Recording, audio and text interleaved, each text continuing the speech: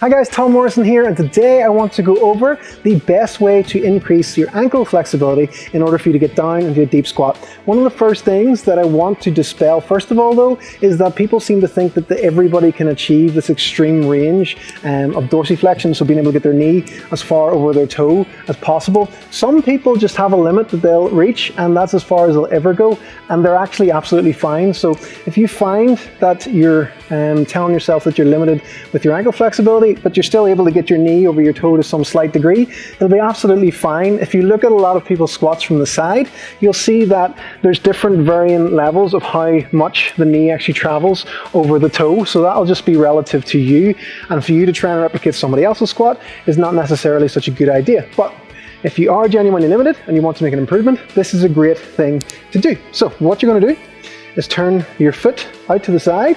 From there, you make sure the hips are open this way, and you drive your knee as far forward as you can, like this. Then, when you're feeling a bit of a stretch down the back, you then bring the back leg through and use it to push yourself a little bit more forward, okay? So if you find your balance isn't great, you can use something to hold on to. It can be a wall, it can be absolutely anything. So you drive this as far forward as you can, you then push with the other leg.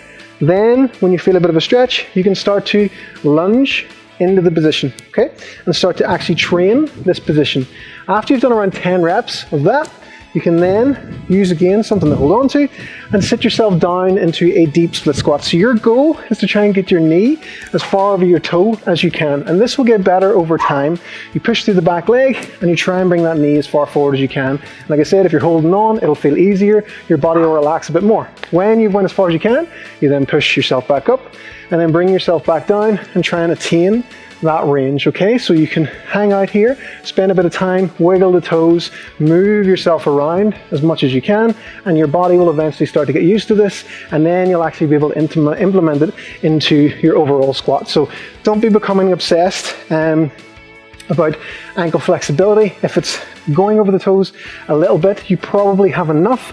You're just not going to develop that full ass-to-grass squat that you may see, but maybe it's just not for you anyway. So don't be believing that you're limited whenever you're absolutely fine.